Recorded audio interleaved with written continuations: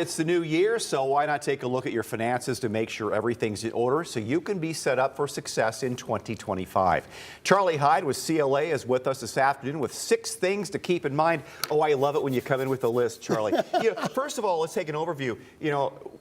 We finished 2024. There are some things to, I know with when the year ends and we start the new year, we all kind of get a refresher, take a deep breath and like make a few changes in our lives possibly. I wouldn't call it a resolution, but just some things to think about and try to get back on track. And of course, finances are so important to our well-being that it's smart that you have some of these great suggestions, these financial to-dos. So where do we start? So let's start with, you just came out of the holiday season and a lot of spending went on. Oh, you think? So this is a great time to review your spending. Yeah. And let's just focus on where am I spending the money and look for ways you can cut.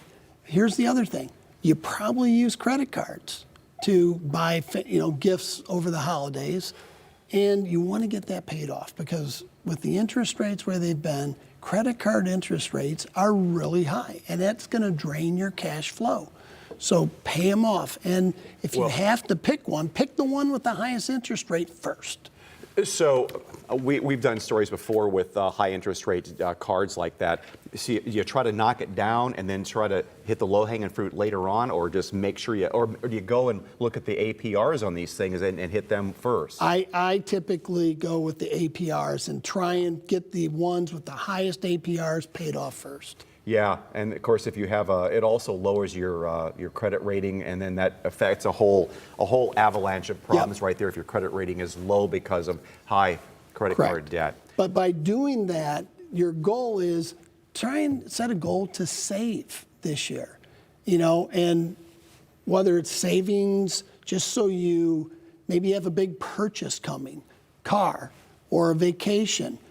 So set aside savings. But the other thing that a lot of people miss out on, you want to have an emergency fund. And the general rule of thumb is 3 to 6 months of living expenses. These are all great ideas, of course, but like the reality is that most Americans are struggling paycheck to paycheck. Correct. And the rampant inflation we've been going through the last 3 years. Very tough. We understand that's very difficult for most people, but these are just great guidelines to look at. It's a goal you always want to strive for. Sure. So the next review, let's review accounts. Let's review, policies to see are there things I'm spending money on. I use the example of, Amazon. Netflix, these are all annual, monthly charges. Are you using them? Because if you're not using them, cancel them. And that frees up cash flow that allows you to pay bills down quicker. It allows you to start putting money away for savings. So it's important you do that. But here's the other big one that I always want people to do. This is a great time of the year to run a credit report on yourself. You can do it for free. Go out to all 3 of them, and all you have to do is go to, and I wanted to make sure I had this, annualcreditreport.com, and you can run it for free. It's a good time to review because there's been so much fraud going on. You want to make sure nobody set up anything that you're unaware of, that it will be on that report, but it's a great way to do that. The other thing you want to do, Social Security. Go out to get your annual statement and review it and say, does it make sense? Is it matching what was on my W-2 to make sure that you're getting the credit that you deserve? Because also, they would have a listing of your income over a period of years back when you started working, even at the local A&W. That's going back a ways. And that way, if there's any mistakes in there, discrepancies, you can get that stuff fixed. You can get it fixed, and it's easy to do. You just go out to mysocialsecurity.gov, and you can do a sign up. Now this next one, update passwords. Whoa. I'm terrible at this. Oh, we're very similar in that thing.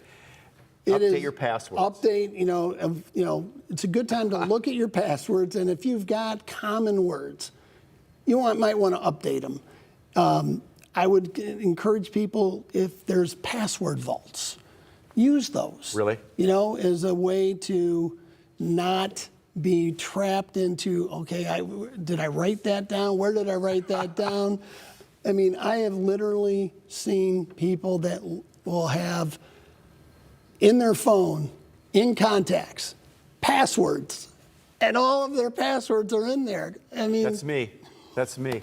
so you don't want to do that. You really want to have it in a secure vault if you can. Well, of course, the things like your Netflix, your Amazon, things like that. It's those. If someone hacks you on that, it's your banking, your Social Security, things like that. The important stuff, right? Absolutely. Okay. And So- this next one I want to say is extremely important. And this is the one that I would say, I've been doing this for a lot of years. And was I always early in my career? I know about it. Did I have a will? No. You need to get a will. Sure. And if you have a will, review it and make sure it still reflects what you want to happen upon your passing. Then also, finally, prepare for tax season. That's, Yep. I mean, it's here now. It's here. Because within about 3-4 weeks, we'll start gathering our stuff and calling guys like you. Yep, and this is the best time to do it because you're going to start getting documents in the mail. Yeah. Have a folder, put them in the folder, go through your checking, look for those charitable donations. Get things organized now. One, it's going to reduce your fees if you're using a professional because the more you have them do, the higher your fees are going to be. And then the other one is this is a great time to check your withholding. If you owed with your 23 return and you didn't adjust your withholding for 24, You'll do it again. you're going to owe again.